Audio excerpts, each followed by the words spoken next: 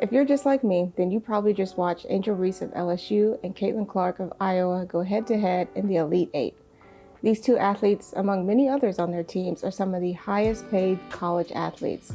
Not highest paid of women, highest paid of all college athletes who are taking advantage of finally being in control of their name, image, and likeness. They're not creators in the traditional sense. However, they still have to build an audience in the same way that a lot of creators do if they want to monetize their brand. So what can creators learn from athletes? First and foremost, I think athletes are showing us that traditional media is far from dead. We've seen Angel Reese and others on magazine covers. We've seen them in commercials. We've seen them in press interviews with podcasts and other media. And I think that sometimes creators forget that when they try to market themselves as a brand, that there are certain things that come along with marketing yourself, not just as a sole individual, but as an entity that can be monetized and can be helpful for brands trying to get their message across to their audiences that have been following them since they've been in high school. There are other ways we can incorporate traditional media into our own marketing with, I think, a lot of digital and print ads that can be really, really effective for our own products that we're trying to sell.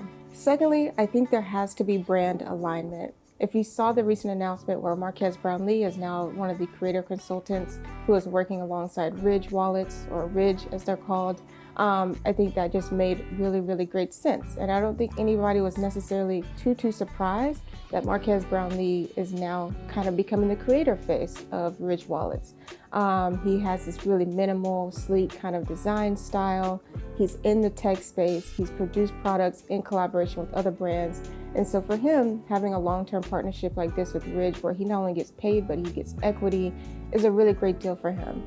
And we've seen that in a lot of athlete brands where they're partnering with lifestyle brands, because that goes really, really hand in hand with sports media. You know, the clothes that you're wearing, the athleisure products that you're using, what you use to hydrate, like Gatorade, all of these things go hand in hand with the lifestyle that they already live. And I think sometimes we as creators, we have ideas for brand partnerships that just don't align with who we are as creators and the type of work that we do. So some of it with brand partnerships, specifically as a tool for monetization, I think that we have to be really critical of, are we doing things that are in line with the things that we would normally do? Are these products and services that I would use normally as a creator and as a freelancer? This last one is kind of in line with that as well. There's a big difference between creating for your audience and creating for their audience.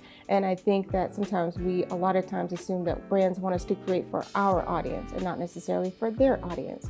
So thinking about how we can integrate with the audience that they've cultivated and continue to grow that brand affinity and loyalty, and maybe even add a little bit of our touch of personality and expertise to that brand can be really interesting. And I think it's going to be a driving force for a lot of the different brand collaborations we're going to continue to see. I think Marques Brownlee is definitely at the forefront of that, but you don't have to be a multi-million YouTube subscribed channel to get a lot of these interesting brand collaborations. So those would be my main three. I think if I was to give you a bonus, I think that a lot of the NIL deals that we're seeing are so lucrative that people are assuming that, oh, it's just gonna be while they're in college. They gotta milk it while they're in college. We're gonna see that, you know, how brands follow them throughout their career. And I think that long-term brand partnership is also something we're going to start to see with more creators. So I think thinking long-term is also a really good thing, instead of figuring out how you can do this one brand integration, one YouTube video, one podcast host or an ad, you know, how you can make that something that's long-term and consistent and that really grows your relationship with the brand. So that's all for me. I talk about all these things and more in my newsletter, Please Hustle Responsibly.